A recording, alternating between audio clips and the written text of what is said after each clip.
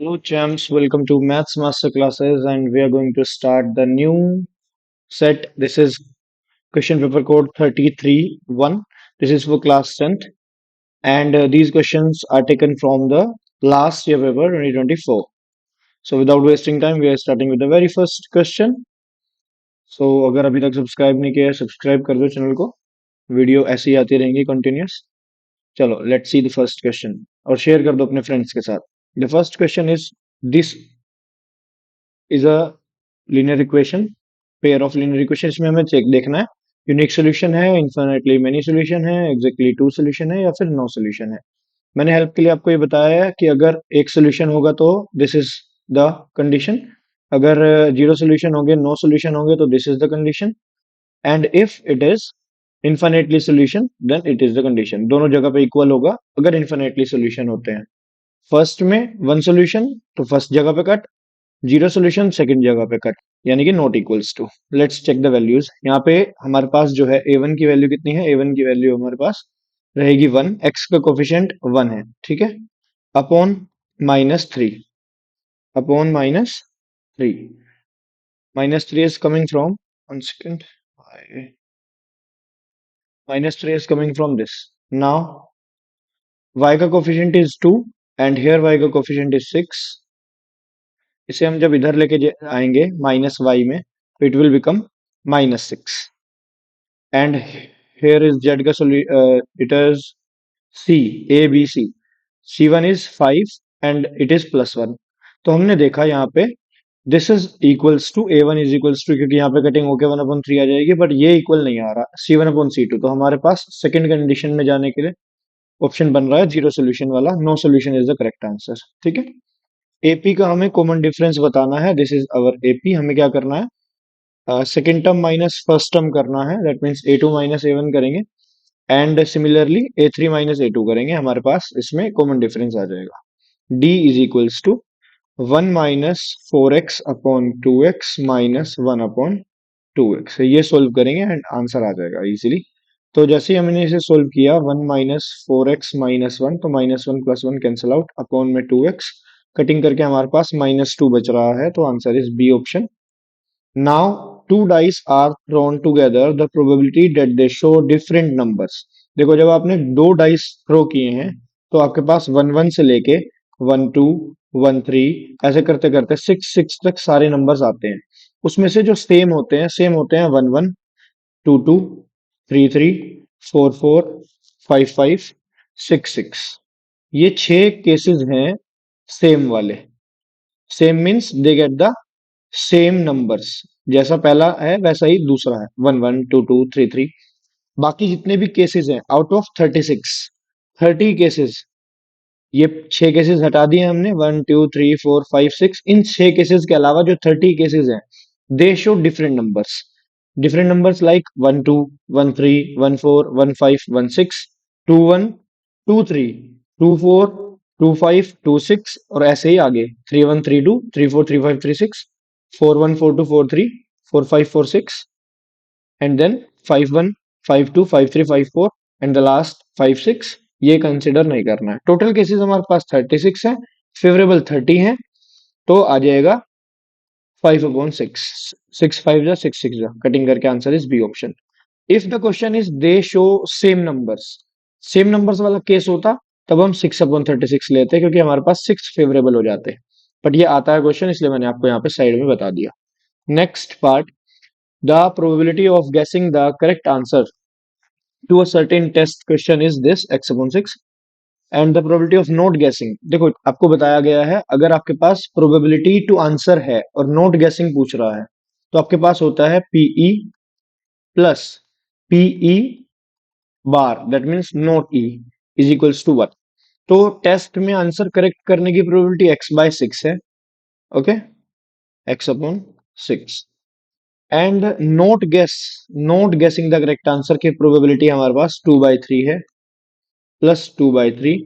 तो यहां से हमारे पास x की वैल्यू आ जाएगी जब हम इसे सोल्व करेंगे. x/6 is equals to 1 - 2/3. x/6 is equals to, LCM लेंगे 3 - 2/3, दैट मीन्स 1/3. तो x की वैल्यू क्रॉस मल्टीप्लीकेशन से हमारे पास 6/3, x की वैल्यू आ रही है 2. It is the correct answer. ठीक है, आई होप यू हैव अंडरस्टूड। यहाँ पे ए और बी गिवन है और सी गिवन है, इसमें एलसीएम दिया हुआ है 3780। मैंने बताया था एलसीएम के केस में हमें मैक्सिमम पावर लेनी है और एक्स की वैल्यू बता देंगे इजीली, नो प्रॉब्लम। ए में से देखते हैं, ए में 2 की पावर 2 है, बी में भी 2 की पावर 2 है, सी में भी 2 की पावर 2 है। जब हम एलसीएम लेंगे तो 2 की पावर 2 तो आएगा, फिर बी में 3 की पावर x है, फिर 3 है और फिर 3 है। तो यहाँ पे हमें ये नहीं पता कि 3 की पावर कितनी है। ठीक है, देखते हैं। 5, 5 एक बार है, 7 एक बार है, चलो 5 भी हमारे पास एक बार है और 7 भी हमारे पास एक बार है, वन वन टाइम। तो हमने एक एक बार कंसिडर करा और 3780 हमने लिख लिया। यहाँ पे अब जब हम इसे सोल्व करेंगे, 3 की पावर x को इधर रखेंगे, 3780 के अपॉन में 2 स्क्वायर, 5 और 7 ये सब हम भेज देंगे, 5 और 7। हमने क्या किया, ये जो 2 स्क्वायर था दैट मीन्स 2 मल्टीप्लाई 2। ठीक है, ऐसे लिख लिया। इससे क्या होगा, ये 5 टू द 10 से मैं इजीली काट दूंगा। सिमिलरली अब हमारे पास बचा है 2 into 7 और ऊपर बचा है 378। इसे कटिंग करेंगे, 14 से काटते हैं तो 14 टू द 28 और कितना बचेगा 9, 8 और 9 17 27 27। 3 की पावर x, 14 7 98, 14 7 98, दैट मीन्स 3 की पावर x, दैट मीन्स 3 की पावर 3। तो x का आंसर आ जाएगा 3। ओके, कंपेयरिंग करने पे पावर पावर ले लेंगे तो x की वैल्यू 3 आ रही है। नाउ जीरोस बताने हैं, इक्वेशन आपके पास है 2x² minus 3x minus 9 is equals to 0। हमने चेक किया 9 टू द 18, 18 के ऐसे फैक्टर्स देखने हैं जिनको सब्ट्रैक्ट करके 3 आए। तो 6 माइनस 3 हम चले जाएंगे, 2x² minus 6x plus 3x minus 9 is equals to 0। यहाँ पे कटिंग करेंगे, यहाँ पे कॉमन ले लेंगे 2x, x माइनस 3, यहाँ पे कॉमन ले लेंगे, 1 सेकेंड, यहाँ पे कॉमन ले लेंगे 3 और अंदर बचेगा x माइनस 3। तो हमारे पास यहाँ पे जो वैल्यूज आने वाली है, x माइनस 3 से जो आएगा 0 वो आएगा x इज इक्वल्स टू 3, और 2x प्लस 3 से आएगा हमारे पास -3/2। तो 3 comma -3/2, option number A, answer is A. ठीक है, next part, question number 7। From a point on the ground which is 30 metre away from the foot of the vertical tower. ठीक है, ये एक पॉइंट है, from the foot of the vertical tower, ये हमारे पास vertical tower है, ये foot है, उससे 30 मीटर अवे एक पॉइंट है, 30 मीटर अवे। ठीक है, 30 metre away. Now the angle of elevation of the top of the tower is found to be 60 degree. ये लो, angle of elevation is 60 degree. Find the height of the tower, not an issue. हम 1060 लगाएंगे और ये height of the tower निकल के आ जाएगी। 1060 क्या होता है, 1060 होता है √3। सो आंसर आने वाला है 30√3। सॉरी, ये h/30 है। सो जैसे ही हमने 1060 की वैल्यू रखी यहाँ पे √3 और ये क्रॉस मल्टीप्लाई में चला जाएगा उधर, तो h इज इक्वल्स टू 30√3 आ जाएगा आंसर। ठीक है, now we are taking this, यहां से थीटा और फाई की वैल्यू निकाल लेनी है। कैसे निकालते हैं, इफ कोस थीटा इज √3/2, तो √3/2 की वैल्यू कोस की सीरीज में कौन से एंगल पे होती है, कोस की सीरीज में होता है 30 डिग्री पे। ठीक है, सो थीटा आ जाएगा हमारे पास 30 डिग्री। यहां से तो हम थीटा फाइंड कर लेंगे, और साइन की सीरीज में 1/2 भी 30 डिग्री पे ही होता है, तो फाइव भी आ जाएगा 30 degree. Similarly sine theta is equal, sine five is equals to sine 30। So 1060 की वैल्यू बतानी है, because 30 plus 30 is 60। Theta plus five है ना, थीटा की जगह पर भी 30 रखेंगे और फाइव की जगह पर भी 30 रखेंगे, तो 1060 बता देंगे आराम से, दैट इज √3। ये टेबल याद कर लो एंगल्स की, याद ज्यादा अच्छा रहेगा। 1060 is √3, answer is done. Maximum number of common tangents that can be drawn to two circles intersecting at two distinct point। लो जी, एक सर्कल ये है, एक सर्कल ये है, दो अलग अलग पॉइंट्स पे काट रहा है, तो टेंजेंट ऐसे होके जाएगी दोनों सर्कल से। एक तो टेंजेंट ये जा रही है, ठीक है, और एक टेंजेंट सिमिलरली इसके जस्ट अपोजिट ऐसे जाएगी। तो there are maximum 2 tangents that can be drawn to 2 circles. दोनों सर्कल पे ऐसे दो मैक्सिमम टेंजेंट्स हम ड्रॉ कर सकते हैं। ठीक है, आते हैं नेक्स्ट पे। यहाँ पे हमें एंगल एक्स की वैल्यू बतानी है। हमें ये पता होता है कि जब एक सेंटर से एक टेंजेंट पे एक लाइन ड्रॉ की जाती है, तो दिस मेक्स परपेंडिकुलर 90 डिग्री। तो हम यहाँ से इस वाले एंगल की वैल्यू निकाल देंगे, या फिर हम 90 प्लस 35 एक्सटीरियर से भी कर लेंगे। इसे एक्सटीरियर एंगल थ्योरम होती है, 90 प्लस 35 की वैल्यू आने वाली है 9 3 12 125। अदरवाइज एक्सटीरियर अगर आपको नहीं पता, एक्सटीरियर एंगल थ्योरम होती है कि अगर आपके पास एक एंगल है, ठीक है, ये वाला जो एक्सटीरियर एंगल होता है ये इंटीरियर अपोजिट के सम के इक्वल होता है। इंटीरियर अपोजिट एंगल ये ब्लू वाले हो जाएंगे, इंटीरियर अपोजिट, ये वाली थ्योरम यूज कर सकते हैं। If there is no problem, हम एंगल सम प्रॉपर्टी से पहले ये टीओपी निकाल देंगे। एंगल टीओपी आ जाएगा 100। मैं आपको एंगल सम प्रॉपर्टी पूरा डिटेल में बताता हूँ कि हमने एंगल ट्रेंगल टीओपी में क्या किया है। इन ट्रेंगल टीओपी हमने किया है angle O plus 90 degree plus 35 degree is equals to 180 degree. तो हमने जब एंगल सम प्रॉपर्टी लगाई तब हमारे पास आंसर आया कितना, angle O is equals to 125। जब हम सब्ट्रैक्ट करेंगे इसमें से तो आएगा 55 डिग्री, ठीक है। और दोबारा से जब हम यहाँ पे लीनियर पेयर लगाएंगे ऑन दिस, तो x निकल के आ जाएगा similarly that angle o plus x is equals to 180। why? Because of linear pair, because of angle sum property, here it is linear pair. चलो x की वैल्यू कितनी आ गई है, 180 minus angle o,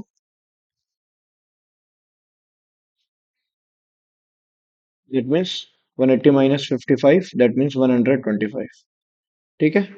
great. Question number 10 तक हम आ गए हैं। I hope you are enjoying the solutions of these questions. These are very easy questions, not so hard, because ये लास्ट ईयर पेपर से लिए गए हैं। आप जब सैंपल पेपर में करते हो तो कुछ ना कुछ डेफिनेटली एक टफ क्वेश्चन डाला हुआ होता है। इस बार मुझे उम्मीद है थोड़े से क्वेश्चन टफ आएंगे इन क्वेश्चन से, बट मेक श्योर आपने सारे प्रीवियस ईयर क्वेश्चन कर लिए हो, not only of section A but also of all the other sections also.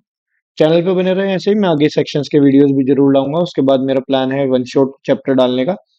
पहले मैं ये वाले पेपर्स खत्म कर दूं और फिर उसके बाद वन शॉट्स भी जरूर आएंगे। आप चैनल को सब्सक्राइब करके रखें, बेल आइकन दबा के रखें, टाइम टू टाइम वीडियोस देखते रहें।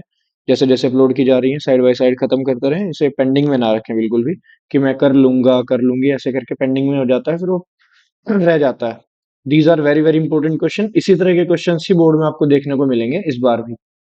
थोड़ा सा इससे लेवल अप हो सकता है, लेवल डाउन हो सकता है, या सिमिलरली होता है। वैसे क्या होता है, जैसे पेपर लास्ट पेपर में आए हैं, पिछले साल जैसे पेपर में आए हैं, मोर देन 50% 70% क्वेश्चन तो ऐसे ही एज इट इज आ जाते हैं।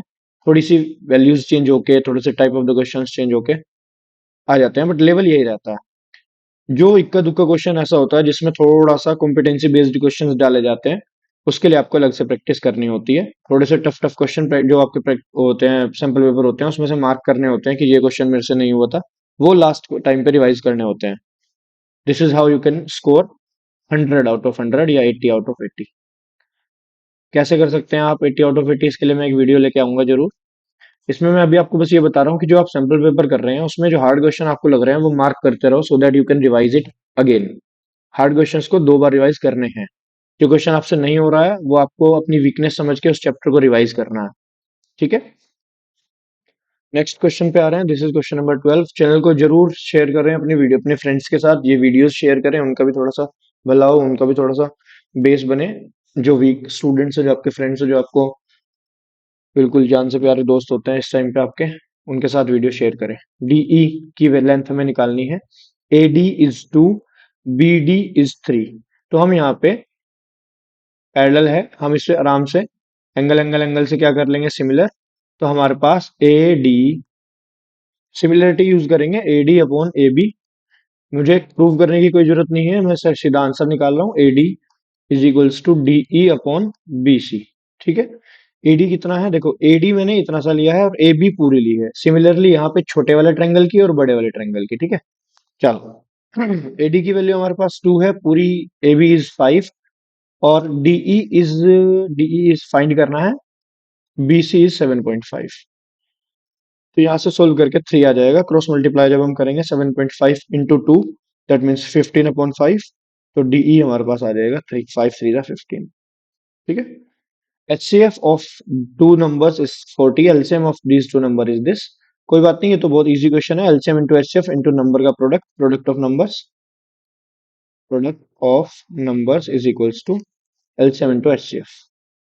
जब हम इसे यूज करेंगे हमारे पास आंसर आ जाएगा। प्रोडक्ट ऑफ नंबर क्या है, 2520 into 6600 is equals to 40 into 252 into के।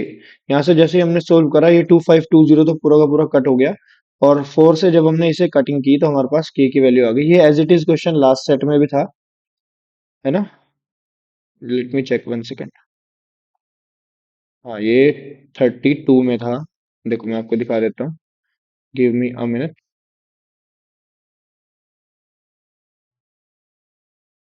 क्वेश्चन नंबर ये रहा, एज इट इज 32 में। ठीक है, बिल्कुल same, no digit change, as it is question पिछले सेट में। ये वाला भी इसमें नंबर्स चेंज है। ठीक है, इसमें नंबर्स चेंज है। ये वाला भी लास्ट ईयर का सेट है, ये पिछला सेट है, अदर सेट है, जो एक वीडियो मैंने इससे पहले कराई हुई है उसमें। चलो वापस आते हैं क्वेश्चन पे।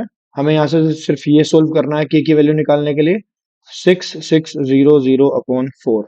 जैसे हम इसकी कटिंग करते हैं तो हमारे पास 1650 आता है, आई थिंक। 64 हाँ, 1650 आ जाता है। कटिंग कर लो आप आराम से, कोई इशू नहीं है। मैंने कैसे काटा है, 16 4 जा 6400 और 50 4 जा 200, तो 6600 हो जाता है। अपनी अपनी कैलकुलेशन में जैसे जैसे जिसका हाथ है आराम से कर लेंगे। Product of two irrational number should be a rational number. ये हमें चेक करना है कि किन दो नंबर्स को मल्टीप्लाई करके एक रेशनल नंबर मिल रहा है।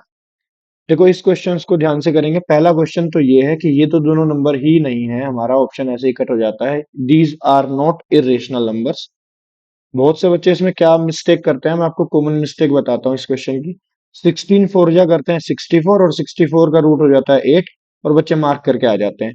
ये भी नहीं देखते कि द फर्स्ट ऑप्शन उन्होंने जानबूझ के ऐसा दिया हुआ है ताकि आप जल्दी जल्दी में मिस्टेक कर दो। दोनों नंबर्स ही इरेशनल नहीं है, दोनों नंबर्स ही रूट के बाहर आ सकती हैं, दोनों नंबर्स ही रेशनल हैं। समझे, ये एक आंसर है सी इसका। 27 3 जा 81, अंडर रूट 81 बिकम्स 9। तो ये आता है बाहर, +- 9 भी कह सकते हैं। ये है इसका आंसर सी। बाकी सारे नंबर्स में से बाहर ये रूट में नहीं आएगा वैल्यूज, इसलिए ये सब नहीं है। देखो 36 2 जा 72 करेंगे, 72 is not a perfect square. √2 अगर इसे बाहर भी निकालोगे तो 6 √2 बचेगा, तो रूट वाला इज योर इरेशनल नंबर, ये इरेशनल है। सिमिलरली ये दोनों नंबर्स अंडर √10 इरेशनल है। ठीक है, प्रोडक्ट शुड बी रेशनल, हमें रेशनल निकालना है, तो रेशनल इसका सी आंसर है। ए बन रहा है, लेकिन ए इसलिए आंसर नहीं होगा क्योंकि these are not irrational numbers जो इसके अंदर है, इसलिए ए को हमें एलिमिनेट करना है। यहाँ पे देखते हैं probability of the digit is odd prime number. पहले तो ओड और प्राइम देखने हैं। प्राइम हमारे पास क्या क्या है, प्राइम हमारे पास 7 है, प्राइम हमारे पास 5 है, प्राइम हमारे पास 3 है, 2 भी है, लेकिन 2 हमारा फेवरेबल नहीं है क्योंकि 2 इज नॉट ओड। तो 3 5 और 7, 9 को कंसिडर मत करना, 9 प्राइम नहीं होता। ठीक है, बाकी जितने भी इवन नंबर्स होते हैं सारे के सारे 2 के अलावा सारे के सारे वो होते हैं, क्या कहते हैं, composite. But 2 is only is an even prime number. But यहाँ पे हमें ओड कंसिडर करना है, 2 नहीं लेना है। तो हमारे पास 3 फेवरेबल हैं, टोटल हमारे पास 9 नंबर्स हैं। कटिंग करेंगे, हमारे पास जो आंसर आ रहा है 1/3 आ रहा है, इसकी probability 1/3 is the correct answer. Next पे आते हैं। देखो this is the competency based question. ये आप पहले खुद से ट्राई करना, पॉज कर दो यहीं पे वीडियो, खुद से करके देखो, उसके बाद वीडियो को ऑन करना और देखना सोल्यूशन कैसे करते हैं। 5 ऑब्जर्वेशन है, 15 मीन है 5 ऑब्जर्वेशन का। दैट मीन्स जो सम ऑफ द नंबर्स हैं। देखो मैं आपको पहले डिटेल में बताता हूँ, फिर थोड़ा शॉर्टकट भी बताऊंगा। पहले डिटेल में देखो, डिटेल में क्या होता है कि जब आप मीन करते हो तो मीन में आप करते हो सम अपॉन टोटल नंबर्स, यही करते हो। ठीक है, सम अपॉन टोटल नंबर। जैसे अगर जितने भी, अगर फॉर एग्जांपल कोई भी 5 ऑब्जर्वेशन होती, 2 4 6 8 10 ऐसे करके, उसका कोई भी एक नंबर होता, उन्होंने कुछ नहीं बताया इवन है ओड है कॉन्जिक्यूटिव है क्या है। ठीक है, तो हमने मीन की जगह पे 15 रखा, सम की जगह पे सम रखा, टोटल की जगह पे 5 नंबर्स रखे क्योंकि 5 नंबर्स है। तो जब हमने क्रॉस मल्टीप्लाई करी, 15 5 दा 75 is the sum of the 5 numbers. उसमें से फर्स्ट 3 ऑब्जर्वेशन का 14 है। ठीक है, मुझे यहाँ पे एक पेज लेना पड़ेगा। सम ऑफ 5 नंबर्स हमने निकाला 75, 15 × 5 करके। अब उसने कहा मीन ऑफ फर्स्ट थ्री। देखो, मैंने 5 नंबर लिए, कोई भी 1 2 3 4 5। अब इन 3 नंबर का जो सम है, मीन है, mean of first three is 14। तो सिमिलरली जैसे अभी हमने यूज करा, mean is equals to sum of three upon three numbers, first three numbers. ठीक है, तो ये जो फर्स्ट थ्री नंबर्स हैं, इनका सम निकल के आ जाएगा। मीन था 14, करेक्ट, मीन था 14, तो मैंने 14 रखा यहाँ पे। 14 is equals to sum upon three, sum आ गया हमारे पास 42। ठीक है, अब सिमिलरली नेक्स्ट कंडीशन पे जाते हैं। Sum of the last three observation is 17। ठीक है, जो लास्ट थ्री ऑब्जर्वेशन है ये वाले। अब आप ये देख रहे हो कि ये जो थर्ड ऑब्जर्वेशन है, इसकी काउंटिंग फर्स्ट थ्री में भी हुई है और इसकी काउंटिंग लास्ट थ्री में भी हुई है। ठीक है, तो हमें इसे सब्ट्रैक्ट करना है बाद में, पहले हम देख लेते हैं। पहले लास्ट थ्री का सम 17 था। मैं वापस से अपना सम अपॉन थ्री, तो लास्ट थ्री का जो सम आएगा 51 आएगा। ठीक है, अब हमने क्या किया है, जब हमें थर्ड ऑब्जर्वेशन चाहिए, हमें फाइंड करना है the third number, the third observation. तो हम क्या करते हैं इस केस में, इस केस में हम करते हैं इन दोनों का सम करते हैं, सम ऑफ फर्स्ट थ्री और सम ऑफ लास्ट थ्री। तो हमारे पास हो गया है number first, number second, number fourth and number last, fourth और फिफ्थ। लेकिन थर्ड जो नंबर है, थर्ड नंबर वो 2 टाइम्स हो गया है। 2 times third number plus first second third fourth. अगर आप एबीसीडी से करते ना तो बहुत अच्छा रहता, इक्वेशन बनती आपकी। रुक जाओ, मैं आपको, क्योंकि नंबर्स छोटे हैं तो मैं आपको ये पहले एबीसीडी से करवा दूं।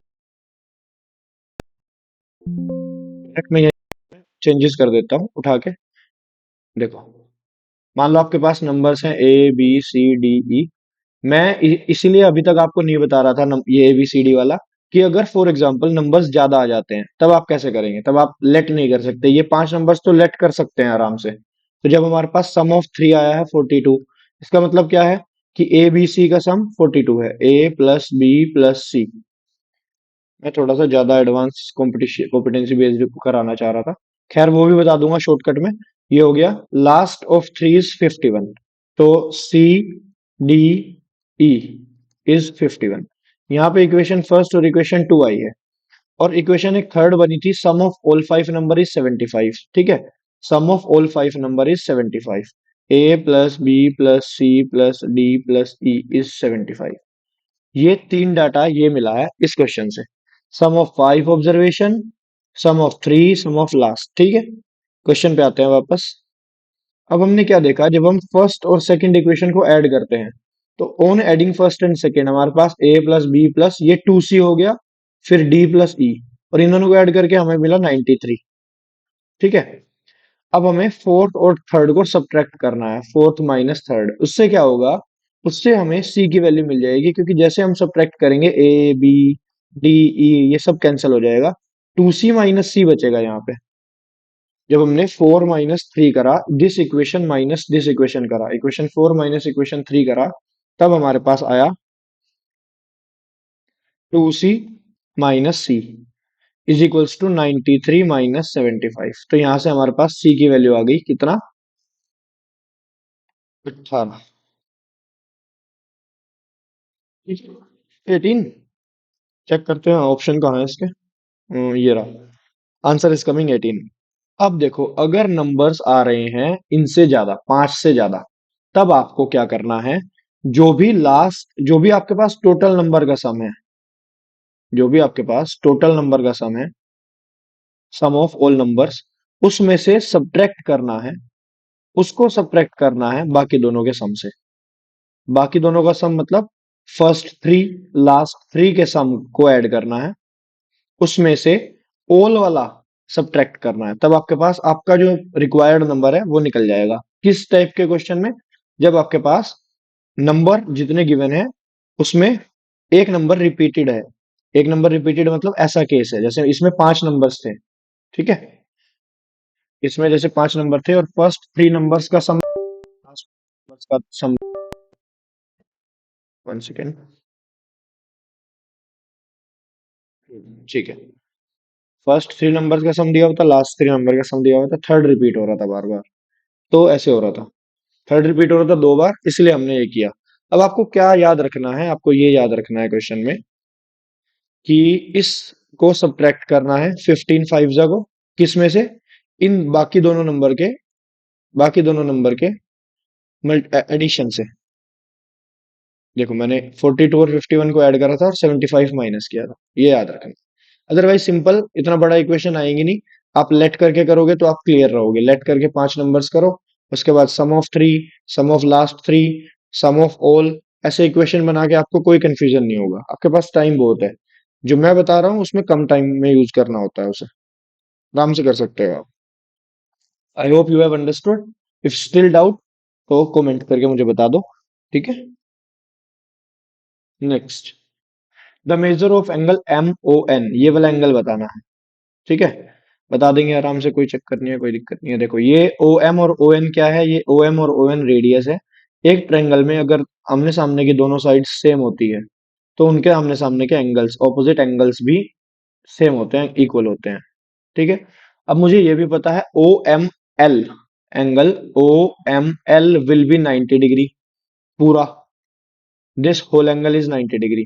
तो ये 70, ग्रीन, ये ब्लू और रेड मिला के 90 है, ठीक है। मैं कहूंगा एल ओ एन,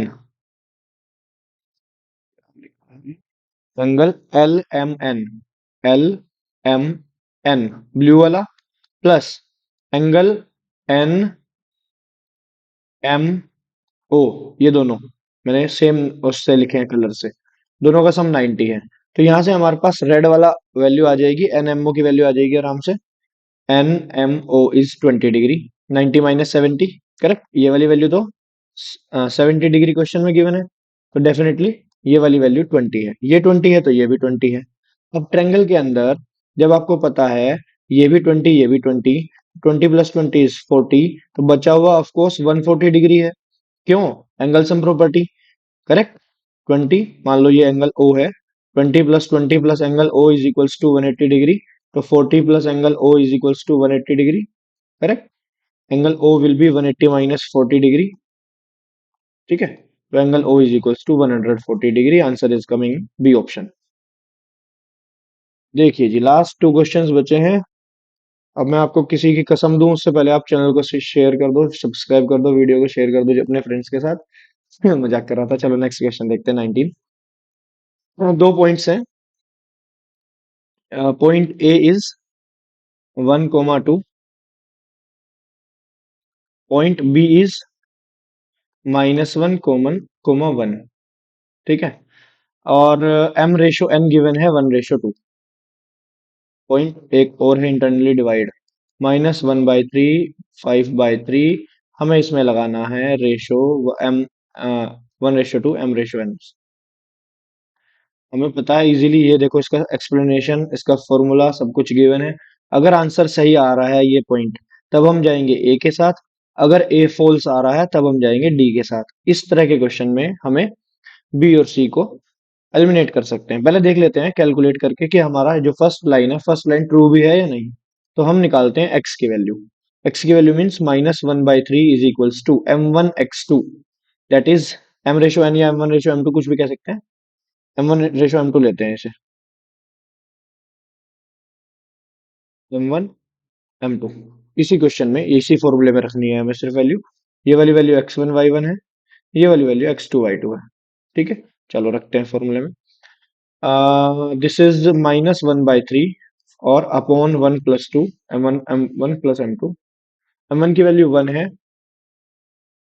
X2 की वैल्यू -1 है, प्लस M2 की वैल्यू 2 है और X1 की वैल्यू भी 1 है। तो जैसे हमने इसे सोल्व करा, -1 + 2/3, आंसर बिल्कुल सही आया। बिल्कुल सही नहीं आया, +1/3 आया है।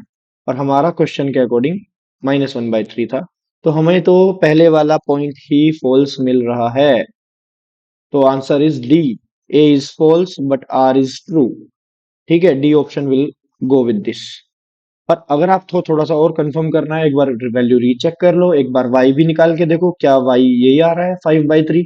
ठीक है, मैं आपको दिखा देता हूँ y निकाल के 5/3 आ रहा है या नहीं आ रहा है। नीचे तो 1+2 रहेगा, m1 y2 लेना है, m1 is 1, y2 is also 1, तो 1 into 1 प्लस उसके बाद m2 y1, m2 is 2, y1 is 2। ठीक है, ये तो सही आ रहा है, 2 into 2 5/3। y तो हमारा सही था लेकिन x में ही गड़बड़ हो रही थी, हमने वैल्यू सारी सही ली है, m1 इज 1 और m2 इज 2, m1 के साथ x2 is -1, m2 is x1 is 1। ठीक है, 2 प्लस बिल्कुल सही है, कैलकुलेशन हमारी +1/3 आ रहा है, लेकिन इस -1/3 की वजह से हमारा आंसर यहाँ पे a ना होके d है अब, क्योंकि a is false, r is true is the most suitable answer for this question. Last question पे आते हैं, 9 टाइम्स आउट ऑफ 45 बॉल्स। ठीक है, 9 बार वो आउट हो जाता है if he place 45 balls, the probability that in a given ball he does not hit the boundary. ये हिट्स अ बाउंड्री है, आउट नहीं है। 9 टाइम्स आउट ऑफ 45 बॉल्स, वो बाउंड्री लगाता है 45 में से 9 बॉल्स पे। अगर वो 9 बॉल खेलता है तो उसमें से 45 बॉल्स खेलता है, 45 में से 9 बॉल्स पे वो बाउंड्री लगाता है, तो डज नॉट हिट। पहले तो बाउंड्री लगाने की प्रोबेबिलिटी उसकी 9/45 है। If you want to find out, 9/45 को सोल्व कर लेते हैं, 1/5 और 1 - 1/5 करेंगे तो नोट बाउंड्री की आ जाएगी, और वही दे रखी है नोट बाउंड्री 1 - 1/5, दैट मीन्स 4/5, बिल्कुल सही दी हुई है। और फॉर्मूला भी बिल्कुल सही दिया हुआ है। ये क्वेश्चन हमने स्टार्टिंग में किया था, P E plus P not E is equals to 1। ठीक है, बिल्कुल सेम, एक ही बेस्ड पे दो दो क्वेश्चन आ रखे हैं एक ही सेट में, और ये सीबीएसई का पेपर है, कहीं से क्वेश्चन, कहीं से ऐसा पेपर नहीं उठाया हुआ है, एज इट इज क्वेश्चन बिल्कुल जो लास्ट ईयर बोर्ड में आए हुए हैं, वो वेरी वेरी इंपॉर्टेंट क्वेश्चंस लेता हूं मैं। ठीक है, चलिए इसी के साथ समाप्ति, 20 के 20 questions done. Thank you for watching this. Channel को सब्सक्राइब करने के लिए बहुत बहुत आपका शुक्रिया। बस अपने फ्रेंड्स के साथ इसे शेयर करो अगर आपको सॉल्यूशन अच्छे लग रहे हैं, और कमेंट में वन शॉट लिखो if you want one shot of the chapter wise.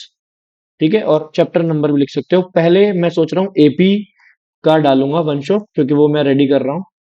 ठीक है, बेस्ट क्वेश्चंस आएंगे और इन्हीं क्वेश्चन में से आपको होपफुली इस बार बोर्ड के पेपर्स में मिलेंगे। ये भी सोच रहा हूँ मैं फर्स्ट वन शॉट के लिए।